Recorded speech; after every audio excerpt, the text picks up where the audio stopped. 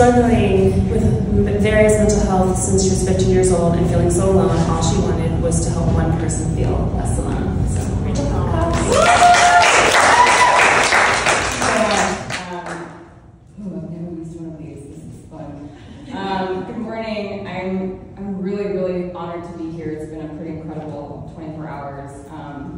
And before I start, I've been thinking a lot about what Luke has been talking about with coincidences, and in all the talks that have happened, I keep feeling like I've been here for days because I've learned so much, but in the last 24 hours, there have been so many themes, really common themes that have emerged, and honestly, what I'm going to be talking to you about today is not going to be anything new based on what we've already heard.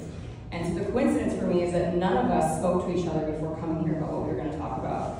I had no idea what any of the other speakers were going to be speaking on. We didn't share topics, nothing.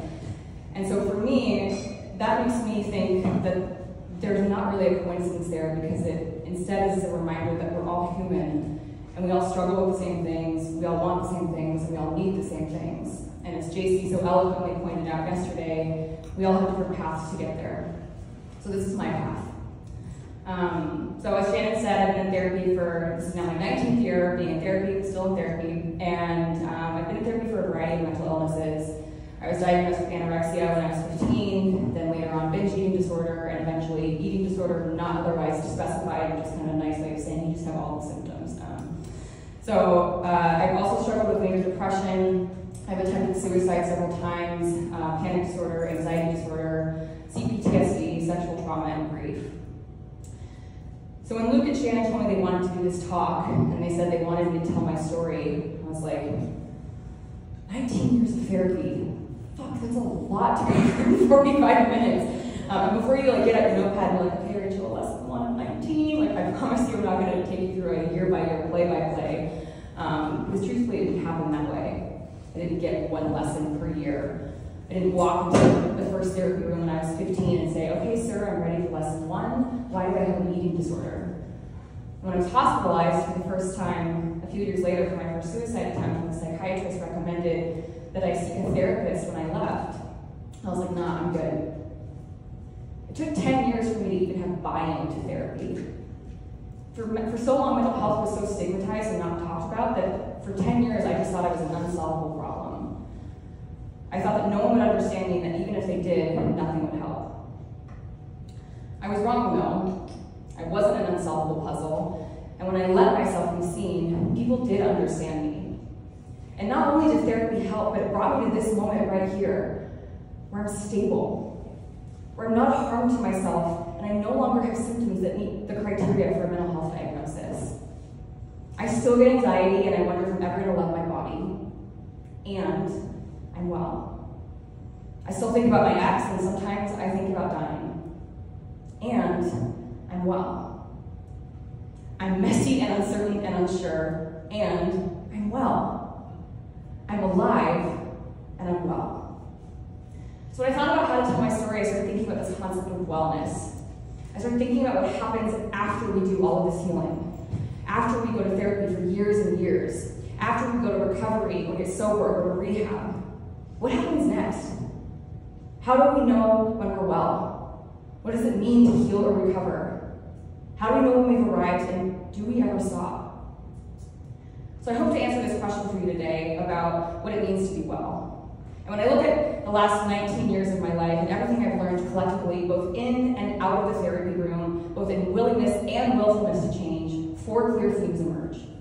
4 clear indicators of true wellness: belonging, satisfaction, acceptance, and connection. So before I start, I just have 2 quick disclaimers. The first one is I'm not a licensed therapist, I'm not a medical professional, I'm not a coach. And while I have a master's degree in mental health counseling, most of what I'm going to share with you today comes up from my lived experience. So take what resonates and leave the rest. And as JC also said yesterday, we all have different ways of going about things. So if something I say pisses you off or triggers you or you don't like it, that's okay, and maybe we can talk about it later. I'm not going to be everything for everyone, but I might be something for someone. My second disclaimer is I will be talking about my experiences with suicide and an eating disorder. So if at any point you're not in a headspace to hear these stories, I will not be offended if you need to get up and leave. I believe in autonomy and respect boundaries. boundaries, please take care of yourself. All right, let's begin. Belonging. The first time I was suicidal, I was 13. I didn't know I was suicidal. I didn't even know what the word suicide was. But I knew that I often felt excluded, rejected, and invisible. I remember drawing morbid images in my diary depicting my own death, with notes scribbled in the margins like, I wonder if my friends would even notice if I was gone. I had no plans to die, but I did have the belief that I didn't belong. Not in my peer group, not in my body, maybe not on Earth. I did everything I could to obtain that feeling of belongingness. I dressed like my peers, I listened to the same music as my crushes. I did everything I could to mold myself to what I thought other people wanted me to be so that I could belong. Okay, show of hands, how many of you remember middle school? Maybe you don't want to remember, that's okay. So, was it just me, or did anyone have this aching feeling of needing to belong? How many of you changed your appearance or something that you liked in order to fit in and belong? By the time I was 15, it wasn't just my musical interests or the way I dressed that I was changing. I stopped eating meals and I started weighing myself religiously. I changed my values and I ignored my instincts around what was safe and unsafe. I drank alcohol to feel comfortable in times when I felt deeply uncomfortable. I said yes to boys when what I really wanted to say was no.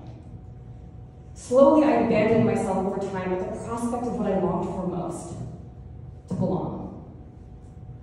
By my 20s, I no longer knew who I was. I was drowning in suicidal depression, alcohol abuse, and an eating disorder. In times when I find the courage to open up and be myself, I was met with confusion, misunderstanding, or rejection. The masks I've been wearing for so long had placed me in social groups and scenarios that reflected none of my true interests or ways of being. So when I finally tried to take the mask off and show my true self, I became an imposter in a room full of strangers. So this fall, I completed my master's degree in psychology and mental health counseling, and my final paper was on the relationship between social media and our sense of belongingness. Topics that I care a lot about as someone who works in social media and as someone who thinks about belongingness often, obviously. So during my research, I came across Thomas Joyner's theory of suicide. And according to him, there are 3 components that, when simultaneously present, predict suicidal behavior. 1 is the desire to die. 2 is feeling like a burden. And the 3rd, thwarted belongingness. Belonging is not an abstract, might be nice to have sort of important concept. It is literally the difference between believing our life is worth living or it isn't. Belongingness breeds psychological safety. When I belong, like I feel like I do in this room, I know it is safe to be me. And when it's safe to be me, it is safe for me to express, it is safe for me to create, it is safe for me to experiment, to explore, to take risks, make mistakes, to dance, to play, to fuck up in front of all of you. Community, togetherness, and people, that is how we survive. But belongingness is how we thrive. So how do we experience belonging? We all want it, we do all these things to get it, but how do we actually get it? Okay, just popcorn style, throw out words or ideas. How do you think that we experience belonging? Acceptance. Community, acceptance. Being seen. Vulnerability. Support, vulnerability. Connection. Validation. Commonality, yes. Vulnerability, authenticity, and courage. And I am not reinventing the wheel here. If any of you have read Brene Brown's work, you've heard these words 1,000 times. In order to belong, yes, in order to belong, we have to repeatedly present ourselves truly and bravely. Doing this is like walking into an arena full of 100,000 strangers. To think that we're going to find our people right away is a little ridiculous. We might have to wade our way through a few crowds before we find a place where we vibe or feel like we belong.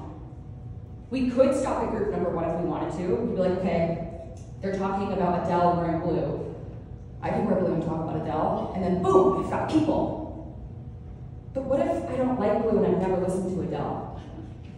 After a while, I'll start to feel the distance between them and me, with the only thing separating us being the mask that I put on. Brene Brown says, if I have to be like you, that's fitting in. If I get to be me, I belong. And that requires vulnerability. We have to be willing to say, this is me. This is who I am, unfiltered, unmasked. This is who I am when I'm not afraid. And sometimes that means we have to act as if we're already safe in order to experience who we truly are. That takes courage. It is fucking scary to be ourselves. Why? Why is it so scary to be our full selves? What stops us from going beyond the blue group? What stops us from saying, you know what, actually, I've never listened to Adele and I'm more of a Maggie Rogers gal? And for some of us, what stops us from venturing into the arena in the first place? What stands in the way of belonging? Fear of rejection and shame. So why do we fear rejection? What does rejection signify? It signifies that we don't belong. Rejection is the opposite of belonging. Being excluded, being ostracized, being left out. And guess what happens when we show up as ourselves, mask-free from the beginning? We get rejected so much more frequently and right away. Of course we protect ourselves from that. But the reality is, in order to experience true belonging, in order to feel true safety and be oneself, you have to start with being yourself. You have to start scared. You have to have the courage to be vulnerable. Okay, so what the fuck does that even look like, right? What does that look like if you struggle with mental illness? Or if it's actually physically not safe for you to be yourself because of oppression or religion or your environment? This is why I'm so fascinated by social media. Harvard is literally doing studies right now on how social media is cultivating safe spaces online for people who feel like they don't belong in their physical worlds. I mean, when I started talking about my mental health, I didn't walk into rooms or first dates and go, hi, I'm Rachel, I've been diagnosed with an eating disorder, suicidal depression, and no, I didn't do that. It started with knowing myself, liking myself, and then sharing my story. Know your story, own your story, tell your story. I had to start by getting really close to the center of who I am and growing comfortable with what I found, even if I didn't like it.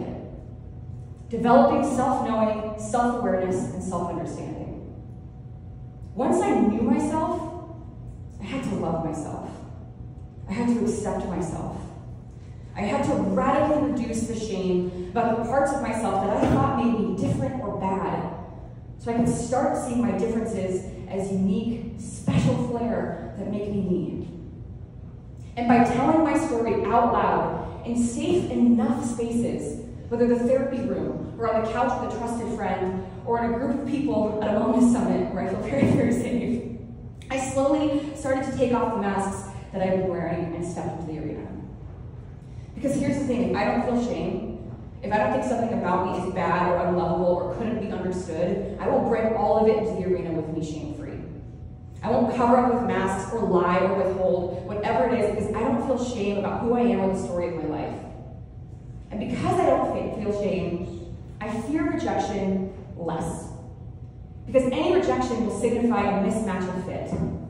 If someone shames me or judges me or criticizes me for who I am or what I've been through or what I believe in, that person isn't for me. So you have an opportunity right now to choose courage. You've already been doing it, but anytime I ask you a question or someone asks you a question during the talk, like does anyone remember middle school or what does it require to experience belonging? You have three choices. One, stay silent. This keeps you safe. You don't have to enter into the arena with your opinions or ideas. You can stay on the bleachers where it's certain you won't get hurt, and you can protect yourself from potential judgment or criticism. Two, you can say what you think is right. You can say what you think I want you to say. This puts you out here in the arena. You get to play the game, but you also don't have to risk true rejection, because if any of us judge or criticize you, at least it wasn't really you out here. Three, you choose courage and you choose vulnerability. You enter the arena as you, without any armor or protection. You know someone might disagree. You know someone might judge or reject you. And you know that if someone understands, sees, or connects with you, that you'll get to experience true belonging. And I want to make a caveat here and say that you are not required to give all of yourself away under the guise of vulnerability. You can show up shame-free and still have privacy. In fact, some of the most courageous choices I've ever made were to say, you know what, I'm not comfortable sharing that with you right now. But as we build more trust, I'd be willing to share that part of myself with you. So here's the thing, you can always choose again. You can choose today to start taking risks. You can enter the arena holding both things to be true. That by being your authentic self, you might experience rejection and you might experience belonging. And that either way, you still belong to yourself because you were truthful. Satisfaction. So I like to think of satisfaction as gratitude's cute younger cousin. And I really do believe in gratitude. I think it's an incredible tool for our wellness, but I also think it's kind of become a platitude in the wellness industry. We throw gratitude around so much that I think it's lost a little bit of its meaning, or its oomph. Sorry. I have to adjust my bra strap. So for me, I like to focus on satisfaction because I think it encompasses, this is such a perfect moment to have happen in this because this is all about enoughness, and JC did such a great job yesterday prepping all of us for this. So for me, I like to focus on satisfaction because I think it encompasses gratitude, but so much more. Is this even working? Oh, it is.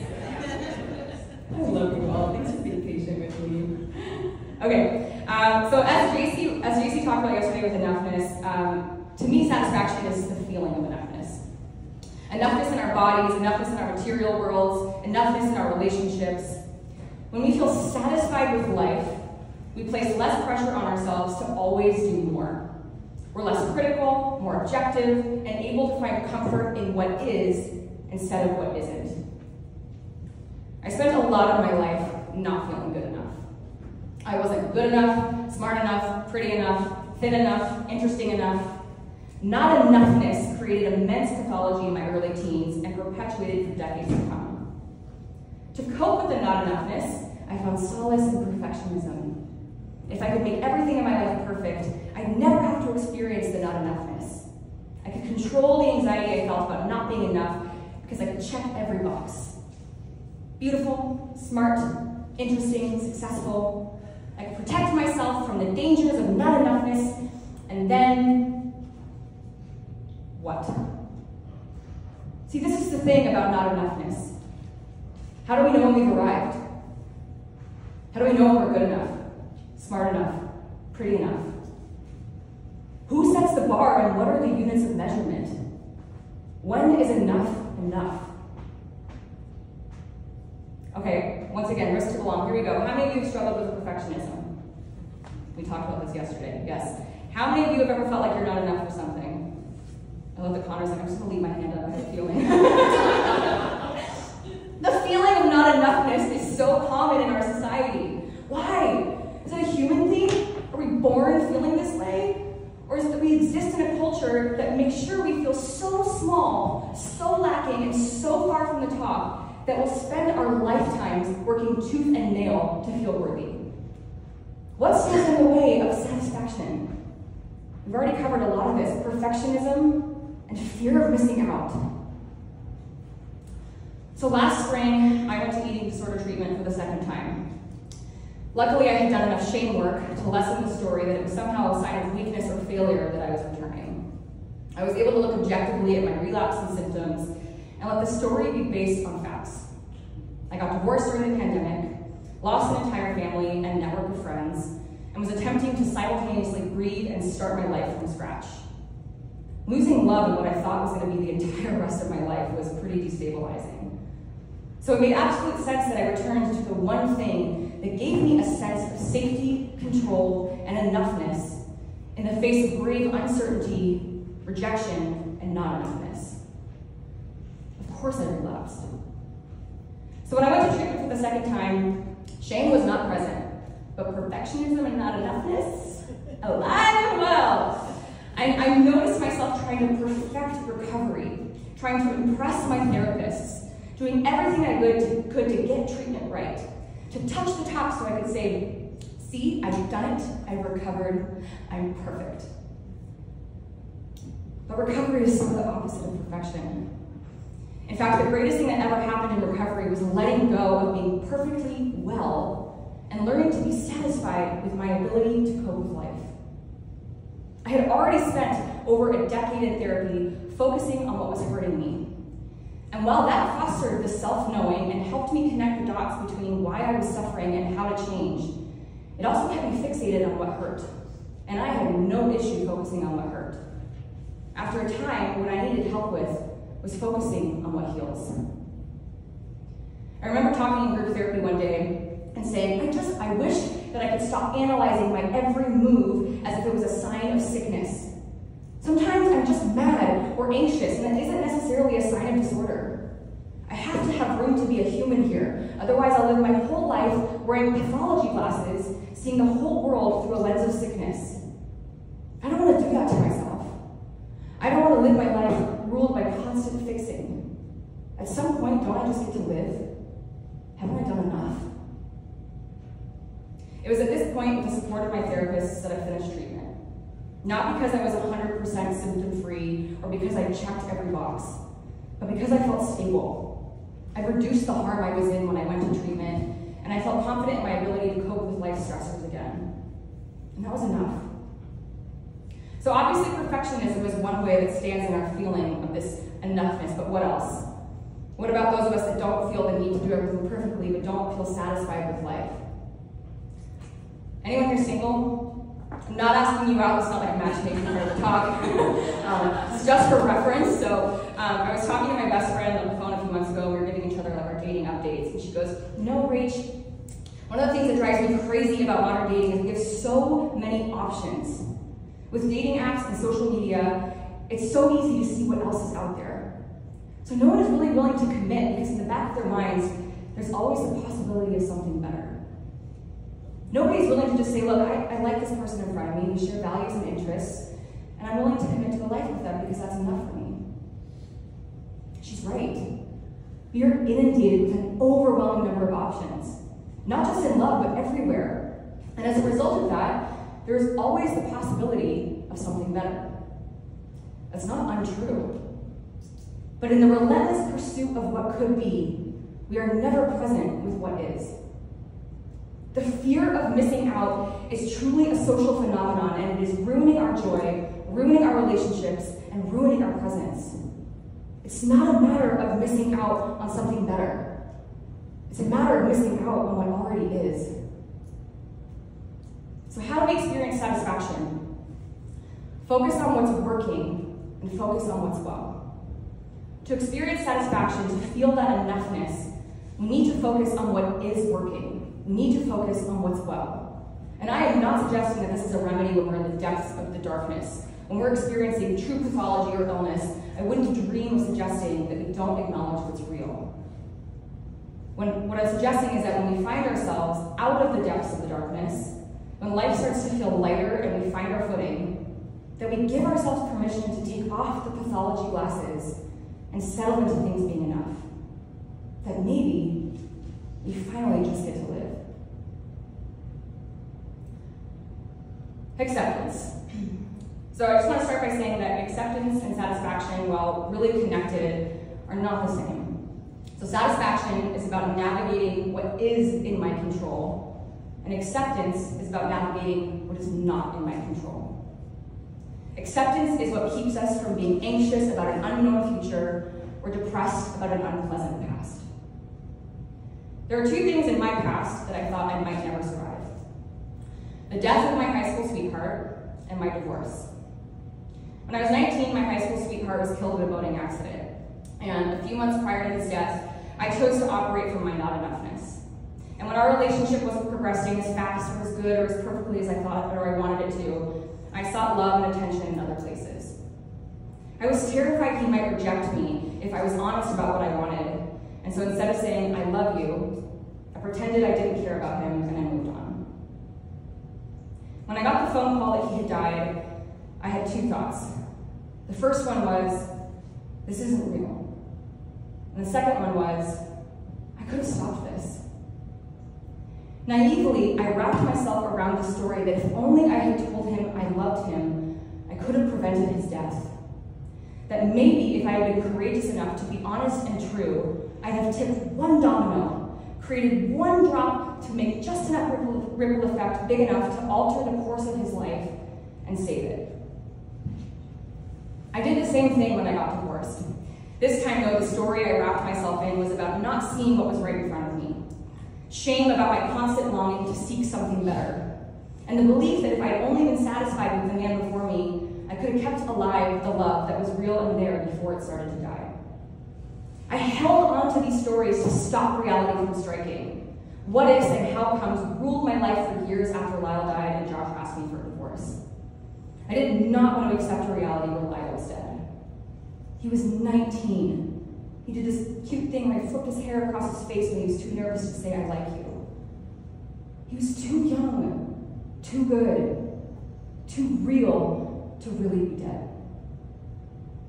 I did not want to accept a reality where my husband, the person who promised to love me for the rest of his life, changed his mind. Where the man who helped me walk into the arena and be my full self decided he no longer wanted a part in my openness.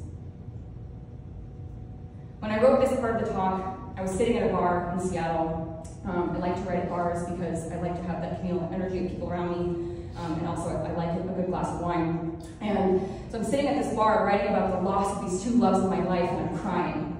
I'm crying about the boy who I never admitted my love to, and the man who I constantly confessed my love to. So I texted my friend immediately, which is something I would not have done a year ago, something I'll talk about in the final section. I texted her and I said, "I'm ordering another glass of wine. This is the part of the talk that includes Lyle and Josh, and I'm tearing up. Also, I'm okay. It's just wild how reliving it makes me feel heartbroken all over again." And that right there said it all. Reliving it makes me feel heartbroken all over again. Staying with the past kept me in a constant state of grief. And anytime I revisit it, I feel the pain of that unfathomable heartbreak as if it were happening for the first time. So why do we reject reality? Why do we struggle with acceptance? Attachment and fear of the unknown. We attach to a past we wish had been in order to avoid a present we cannot bear, and fear of a future we cannot know. For years, attachment to what was, what wasn't, and what could have been kept me stuck in grief. I was attached to the idea that maybe Josh and I would get back together. Attached to the idea that if I told Lyle I loved him, he'd still be alive. And despite my hope and longing for a different outcome, I'd have to let go of the stories I attached to. I'd have to accept the present moment where Lyle was dead and Josh wasn't my husband. And in doing so, I'd have to embrace the uncertain future. It is scary to have nothing to hold on to. So what happens in this liminal space between what was and what could be? When maybe we've let go of attachments to the past, but we still experience discomfort or anxiety in the now. Why are we so afraid of the unknown? Okay, I'm gonna geek out a little bit on science here. So our brains are designed to protect us from the unknown. If you've ever heard of fight, flight, freeze, you'll know that the survival mechanisms in our brain are designed to detect the unfamiliar, label it as danger, and then fight, flee, or freeze as a way to stay alive. If we've experienced trauma or chronic stress, or we weren't supported trying new things growing up, this survival system can get put on hyper alert, which means that we'll assess non-life-threatening things as life-threatening simply because they're unfamiliar. A math test becomes a fight with a bear. Meeting new people becomes jumping out of an airplane. Going on a first date, swimming with sharks. Truly, sometimes. Been on those dates. The unknown represents danger to a mind that's used to living in survival mode. And if anything unfamiliar, if anything uncertain or unknown sparks the same reaction as if our life was in danger, our systems are functioning in a constant state of survival. We become perpetually afraid of the unknown. The thing is, in order to engage with life, in order to try new things, make new friends, play, experience joy, and take risks towards our goals, we have to be a little resilient in the face of the unknown. We have to learn that it is safe to approach what's new. We have to be able to navigate change or transition or loss, not ignore it, not stuff it down, but navigate it. So how do we train our brains to navigate the unknown? How do we engage in new activities without fear or the threat of danger? How do we let go of the past and feel comfort about the uncertain future? Faith and presence. So this first one, faith, got me bent out of shape for a while. My mom and dad were raised with different religions, and so the choice to believe in God and which one was up to me. So quickly I chose none, and I got to be an atheist, and I was only going to believe in what I could see, touch, taste, hear, and smell. A year after Lyle died, I was going for a run, and Lyle was a singer, so I used to have a lot of his songs on my iPod. It was one of those OG iPods, if anyone remembers those. So I was going for a run, and one of his songs came on. And as soon as his song came on, a hawk appeared in the sky and started to fly next to me. And I burst into tears. And so I'm crying while the song is playing, and the hawk is just flying with me as I'm running. And the hawk flew with me for the duration of the song, and as soon as the song ended, the hawk disappeared. And I had no idea why, but in that moment I thought, that was Lyle. That was Lyle, and he was telling me, it's okay to let go. From that moment on, I opened myself up to the possibility that I might not have all the answers. That no matter how much I tried to, I might not be able to explain or control everything. And that maybe if I learned to accept what I couldn't control, I might find peace in the unknown instead of fear. I accepted that Lyle was dead. And I know now that acceptance does not mean agreeing with. I could accept he was dead and not like it. Both were true. So my first week in eating disorder, the first time that I went in 2015, I had a panic attack at lunch. For whatever reason, whatever we were eating that day was really triggering me, and I started to have these racing thoughts about how what I was going to eat was going to make me fat, and then I was going to gain weight, and tomorrow I was going to wake up and my body was going to be twice its size, and I started going to the spiral of all the ways that this one meal was going to impact my body in a way I could not control and ruin my life. So I'm sitting at the dining room table, and I'm hyperventilating, and I'm crying, and the therapist sitting at the table looks at me, and she goes, Rachel, looks like you're really struggling with this meal.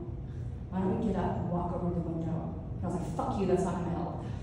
But I was still quite a rule follower, so I was like, okay. And I got up and I walked over to the window, and she said, I want you to name everything you can see. And I was like, oh my God, here we go. Fire truck, lady, stupid man, stupid hatch, Rachel, non-judgmentally, without labeling, just observe what you see.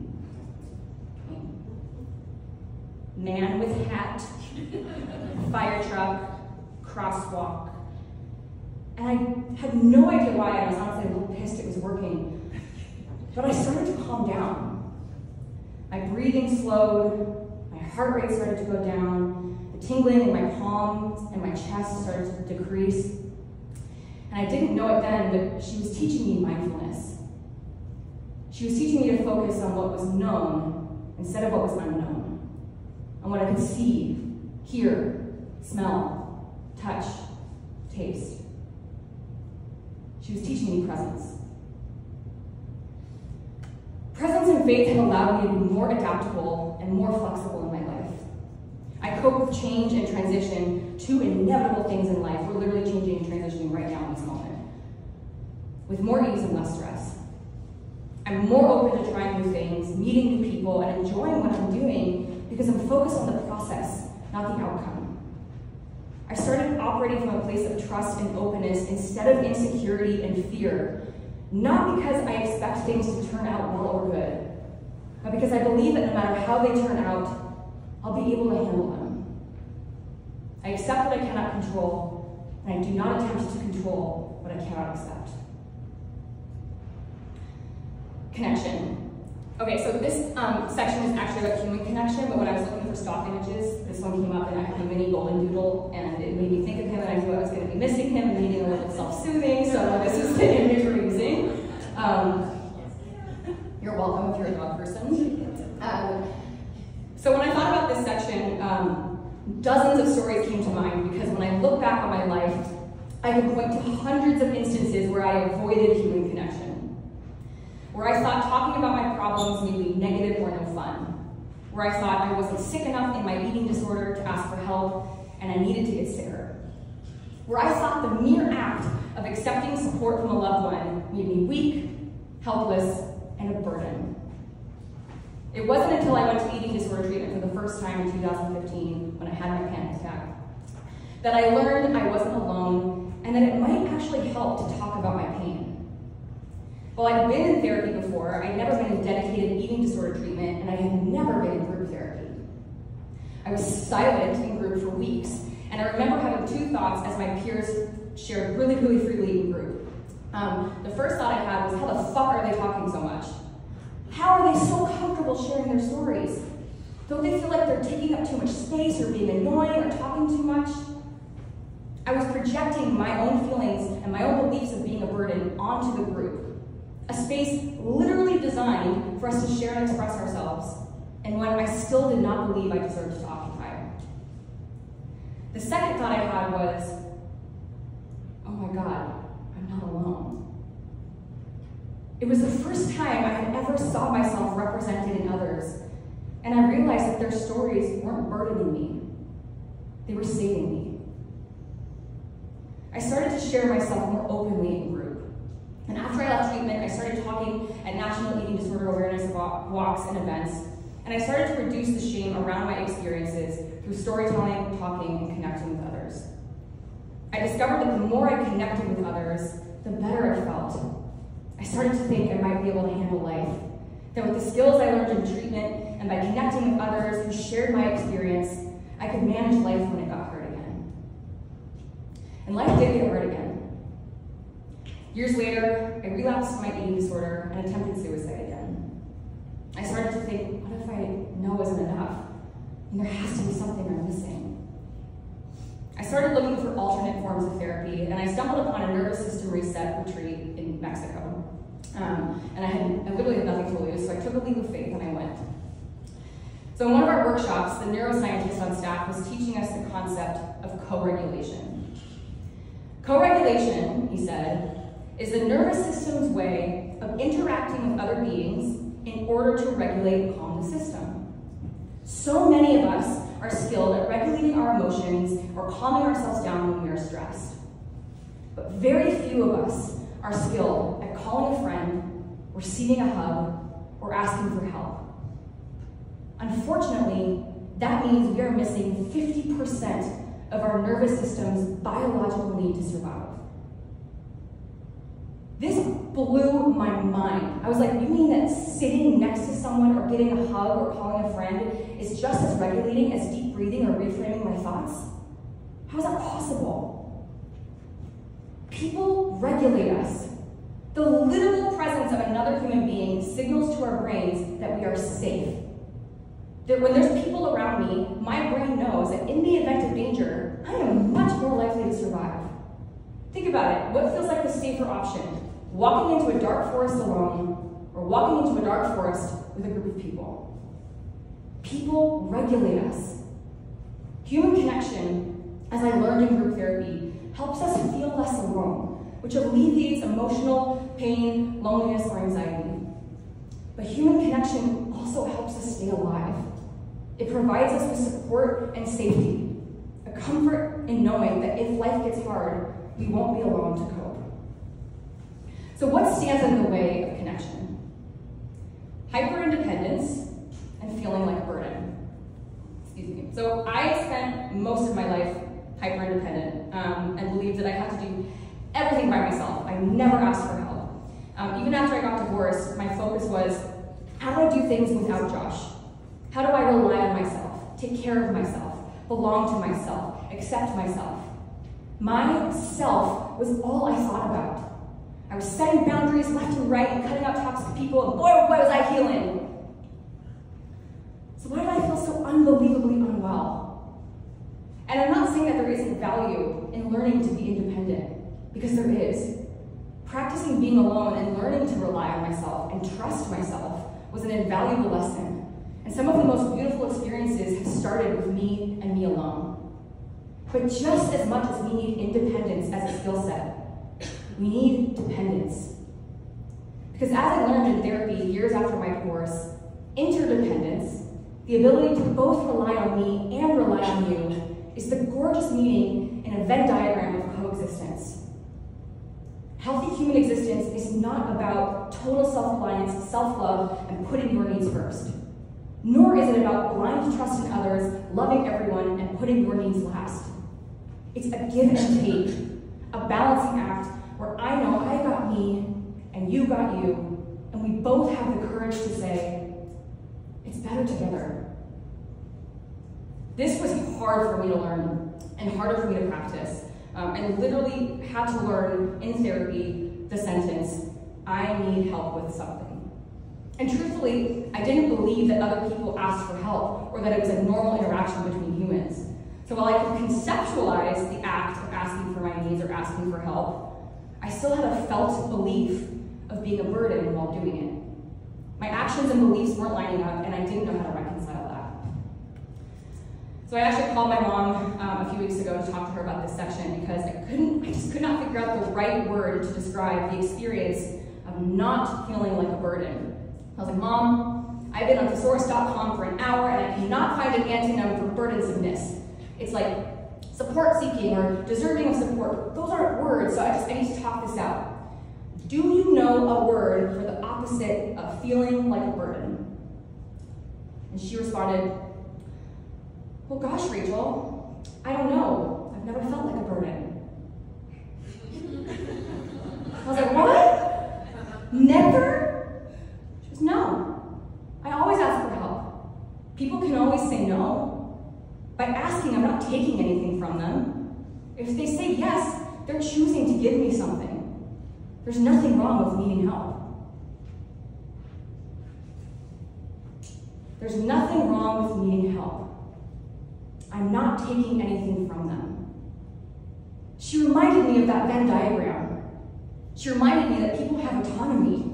And then asking for support, I'm stepping into the middle of that Venn diagram and asking the other person, will you meet me here? That doesn't make me weak. That makes me courageous. So how do we experience connection? How do we practice? How do we learn to ask for help or share ourselves in big ways when we can barely do it in small ways? We start small, build evidence, and affirm your humanness. So learning to ask for help starts with asking for things that don't bring up shame or fear of rejection, like asking for help moving furniture or answering a question to the morning crossword. Getting comfortable with saying, I don't know how to do this, or this feels difficult to do alone. So that when life happens, we have the language to say, I need help, and the historical proof that when I ask, someone provides it. Learning to share our pain with others looks like reminding ourselves over and over that seeking connection, calling a friend, or needing a hug does not make us weak. It makes us brave. That in seeking connection and seeking support, you are acting on your innate survival mechanisms to co-regulate and walk into the forest holding someone's hand. Not only does that make you brave, it makes you wise. It takes courage to say, will you walk with me? It takes wisdom to accept the hand that's offered. When we find the courage to ask for help, when we find the courage to connect, we are more equipped to handle relapse, stressful events, or overwhelm. This skill was the last for me to learn, and I truly believe it's been the missing piece to everything else. Because while I learned so much in therapy about how to help myself, I've never learned how to let others help me too. So now when I get overwhelmed or stressed or anxious, I call a friend. When I notice symptoms of my eating disorder creep in, I ask for an extra therapy session. When I have a big talk at an incredible wellness event, I ask everyone I know if I can practice in front of them. This is how I know I'm well. I'm well because I want to live and I believe I deserve to. I belong somewhere and to myself. I feel satisfied with life, and I'm enough. I accept the things I cannot control, and I have the courage to ask for help. I'm alive,